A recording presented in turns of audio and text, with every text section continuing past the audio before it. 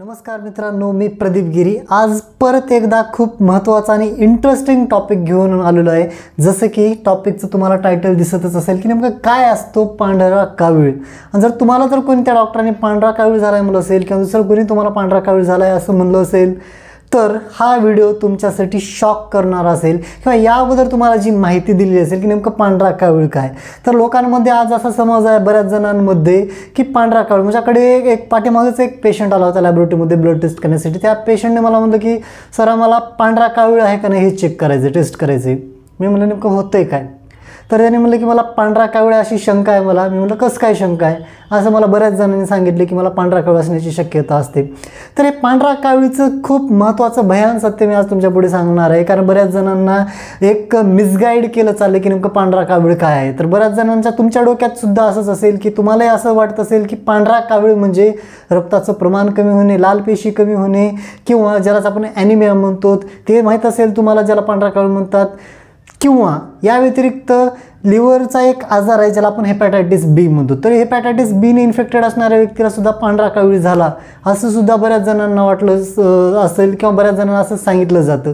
पण नेमकं एक्झॅक्टली पांढरा कावीळ काय आहे मी तुम्हाला सांगणार आहे। पिवळा कावीळ तर सर्वांना माहितीच आहे, कशाला म्हणतो आपण की रक्तामधला बिलिरुबिन नावाचा एक घटक वाढतो त्याला पिवळा कावीळ म्हणतात, ज्याच्यावरची डेडिकेटेड व्हिडिओ आपल्या चॅनलवरती ऑलरेडी आहे। पण नेमकं पांढरा कावीळ काय आहे आणि लॅबमध्ये कोणती टेस्ट करायला लागते, त्या रिपोर्टवरून पांढरा कावीळ तुम्हाला कसं समजेल, बिलिरुबिन टेस्ट हे अशा प्रकारचे आपण सिरम बिलिरुबिन टेस्ट लॅबोरेटरीमध्ये करत असतो, ज्यामध्ये total bilirubin, direct bilirubin and indirect bilirubin या टेस्ट करतो, ह्या 3 बिलिरुबिनच्या। तर आता पांढरा कावीळबद्दलचं हे सत्य मी तुम्हाला सांगणार जे की यूट्यूबवरती मला तर वाटत नाही की 99% लोकांना हे माहीत असेल किंवा त्यांनी सांगितलेलं आहे। असा कोणताच डेडिकेटेड व्हिडिओ मराठीमध्ये मी तर बघितलेला नाही। तर चला बघूया पांढरा कावीळ काय आहे। आता जसं की तुम्हाला सांगितलं गैरसमज काय आहेत, पण एक्झॅक्टली पांढरा कावीळ कशाला म्हणतात तर पहा, रक्तामध्ये साधारणपणे ज्यावेळेस लाल पेशी मृत पावत असतात अधिक प्रमाणामध्ये त्यावेळेस त्याच्यामधून तयार होणारा एक बाय प्रोडक्ट म्हणून बिलिरुबिन नावाचा घटक तयार होतो, ज्याचं रूपांतर बिलिरुबिनमध्ये होतं। बिलिरुबिन हा एक पिवळ्या रंगाचा पदार्थ आहे। हा पिवळ्या रंगाचा पदार्थ रक्तामधला ज्यावेळेस वाढतो त्यावेळेस कावीळ होतो, त्यालाच आपण पिवळा कावीळ म्हणतो। ओके, पण पिवळा कावीळ असेल किंवा पांढरा कावीळ असेल, हे दोन्ही रुग्णांना जर बघितलं तर त्याचे डोळ्याचे भोपळ्याचा आबाजूचा जो भाग आहे तो पिवळसर दिसणे, स्किन येलोइश दिसणे, पिवळसर दिसणे, लघवी पिवळी होणे, संडास पिवळी होणे, ह्या सगळ्या गोष्टी आपल्याला आढळून येतात कावीळच्या रुग्णांमध्ये। आणि पांढरा कावीळ आणि पिवळा कावीळमध्ये एक महत्त्वाचा फरक सांगणार आहे की नेमकं काय असतो। तर पहा, टोटल बिलिरुबिनचा लेवल ब्लडमध्ये नॉर्मली व्यक्तीमध्ये हा 0.4 to 1.2 or 4च्या आसपास असला पाहिजे मिलीग्राम प्रत्येकी डेसिलिटरला। ओके, तर ह्या व्यक्तीला कावीळ नाही, पण 1.2 किंवा 1.4 पेक्षा अधिक वाढ लागते त्यावेळेस त्या पेशंटला कावीळ व्हायला सुरुवात झाली असं आपण म्हणू शकतो। तसंच डायरेक्ट बिलिरुबिन, इनडायरेक्ट बिलिरुबिन आणि टोटल बिलिरुबिन हे दोन्ही बिलिरुबिनचे मिळून हे टोटल बिलिरुबिन असतं। 2 बिलिरुबिन कोणते असतात, 2 कावीळ, याला आपण म्हणतो कंज्युगेटेड आणि हे नॉन कंज्युगेटेड, हे 2 प्रकारचे बिलिरुबिनची लेवल मोजून हे टोटल बिलिरुबिन लेवल ठरला जातो। ठीक आहे, तर आता महत्त्वाच्या मुद्द्यावर येऊया आपण की नेमकं पांढरा कावीळ असतो। यूट्यूबवरती बरेच व्हिडिओ तुम्हाला पाहायला मिळाले असतील, तुम्ही या व्हिडिओपर्यंत आला तर तुम्हीही पाहिलं असेल की पांढरा कावीळ म्हणजे रक्ताचं प्रमाण कमी होणे, तांबड्या पेशा कमी होणे, पण ते चुकीचं आहे, पूर्णपणे चुकीचं आहे। त्यावरती तुम्हाला कुठल्याही प्रकारचं रेफरन्स दिलं जात नाही। मी आज तुम्हाला रेफरन्स देऊन सांगणार आहे की नेमकं पांढरा कावीळ काय असतो। तर पहा, पांढऱ्या कावीळमध्ये सुद्धा त्वचा पिवळीच होते, असं काही वेगळं नाही आहे। ठीक आहे, आणि हे मी कशाच्या बेसिसवरती सांगतो तुम्हाला सांगतोय, त्याचा एक रेफरन्ससुद्धा मी तुम्हाला देणार आहे। जसं की तुम्हाला पाहू शकता या ठिकाणी की नेल्सन टेक्स्टबुक ऑफ पेडियाट्रिक्स हे पुस्तक आहे। जवळपास याचे आतापर्यंत 21 एडिशन आलेले आहेत। 2019मध्ये शेवटचं 21वे एडिशन हे पुस्तकचं आलेलं आहे। आणि या पुस्तकामध्ये सरळ सरळ पांढरा कावीळ काय असतो, पांढऱ्या कावीळलाच ॲकोलिक जॉइंडिससुद्धा म्हणलं जातं, ॲकोलिक जॉइंडिस। आता ॲकोलिक जॉइंडिस काय असतं हे मी तुम्हाला सांगणार आहे, फरक काय।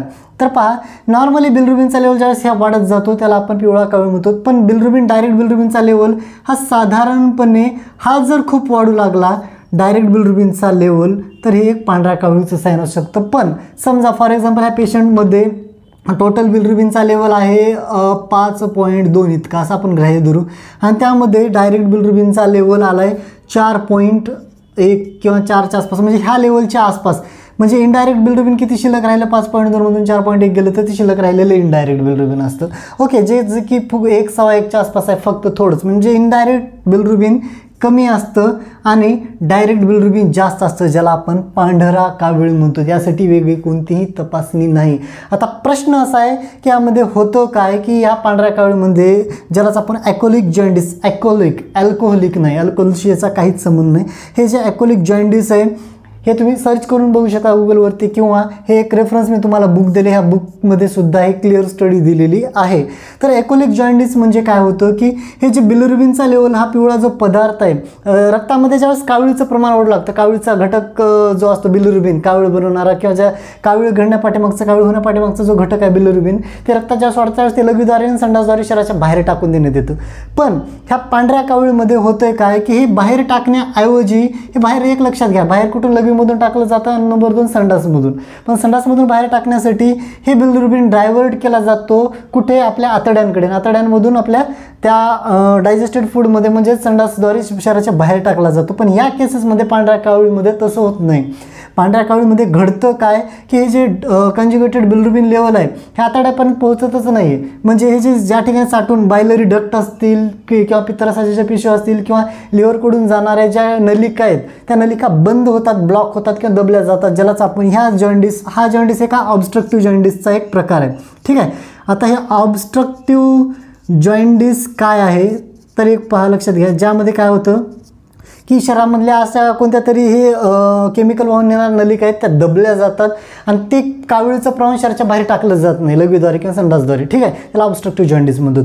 आणि या केसेसमध्ये कावीळच्या पेशंटमध्ये काय होतं की जे पिवळा कावीळ आहे त्या पेशंटमध्ये काय होतं, हा बिलिरुबिनचा गरजेपेक्षा अधिक वाढलेला लेवल संडासद्वारे शरीराच्या बाहेर टाकला जातो, म्हणजे संडाससुद्धा पिवळी जरद होऊ लागते. ओके. पण पांढऱ्या कावीळमध्ये संडासच्या बाहेर जाणं हे रोखलं जातं आणि ते रक्तामध्येच वाढू लागतं कावीळचा लेवल. म्हणूनच या ठिकाणी काय होतं, हा कंजुगेटेड बिलिरुबिनचा लेवल वाढत जातो आणि संडासचा कलर राखाडी किंवा पांढरा होऊ लागतो. जसं की मी तुम्हाला स्क्रीनवर आता या ठिकाणी पाहू शकता दाखवले, या प्रकारची संडास लागते. हे महत्त्वाचं चिन्ह आहे की तुम्हाला पांढरा कावीळ. जर तुमचा डायरेक्ट बिलिरुबिनचा लेवल जर 2 पेक्षा आतमध्ये असेल तर त्या ठिकाणी खूप कमी चान्सेस आहेत तुम्हाला पांढरा कावीळ या ठिकाणी नाही. डायरेक्ट बिलिरुबिन 2 पेक्षा कमी आहे, पण या ठिकाणी 1.2 किंवा हे 2 पेक्षा अधिक झालेलं आहे टोटल बिलिरुबिन, तर या ठिकाणी तुम्हाला पिवळा कावीळ आहे. आणि हे जर डायरेक्ट बिलिरुबिन चालेल 2 पेक्षा कमी असेल तर या ठिकाणी तुम्हाला पांढरा कावीळ नाही. आता पांढरा कावीळ कशाला म्हणायचं तर पहा, हे जे नॉन कंजुगेटेड बिलिरुबिन आहे, नॉन कंजुगेटेड बिलिरुबिनपेक्षा कंजुगेटेड म्हणजे टोटल बिलिरुबिनचा लेवल वाढू लागतो, खूप वाढू लागतो आणि हा लेवल कमी असतो. ह्या केसेसमध्ये तुम्हाला पांढरा कावीळ आहे असं तुम्ही कन्फर्म करू शकता. तर सांगण्याचं तात्पर्य एकच आहे की लाल पेशी कमी होणे किंवा रक्तातलं हिमोग्लोबिनचा लेवल कमी होणे किंवा HBsAg नावाचा आजार होणे, तशा प्रकारचे हेपॅटायटिस बीचं इन्फेक्शन होणे म्हणजे पांढरा कावीळ नव्हे. ठीक आहे. तर हे मिसगाईड करून घेऊ नका. आणि जे सांगतात, बरेच व्हिडिओ आहेत की गळ्यामध्ये स्टेथोस्कोप टाकलेला असतो, ते तुम्हाला सांगतात पांढरा कावीळ असा, पांढरा कावीळ तसा किंवा ह्या गोष्टी अशा तशा, पण त्या ठिकाणी तुम्हाला कोणतंच रेफरन्स दिलेलं नाही. मी तुम्हाला केस स्टडीचं सुद्धा रेफरन्स देतोय. हे बुक्स आहेत, आर्टिकल वाचू शकता तुम्ही किंवा गुगलसुद्धा करून पाहू शकता. ठीक आहे. तर या पद्धतीनं पांढरा कावीळ आपण काय करू शकतो, डायग्नोज करू शकतो. तर लॅबोरेटरीमध्ये फक्त 200 रुपयाची एक टेस्ट करायचं आहे, बिलिरुबिन लेवल टेस्ट करायचं आहे. यामधून तुम्हाला पांढरा कावीळ आहे किंवा या ठिकाणी पिवळा कावीळ आहे तुम्हाला या ठिकाणी डायग्नोज होतो. ठीक आहे. किंवा ह्या प्रकारे अशा पद्धतीने आपण या ठिकाणी आजारांचं निदान लावतो. तर व्हिडिओ कसा वाटला नक्की कमेंट सेक्शनमध्ये कळवा. व्हिडिओ आवडला असेल तर व्हिडिओला लाईक करा आणि अशाच महत्त्वपूर्ण हेल्थ रिलेटेड टॉपिक्ससाठी आपल्या चॅनलला सबस्क्राईब करायला विसरू नका. धन्यवाद.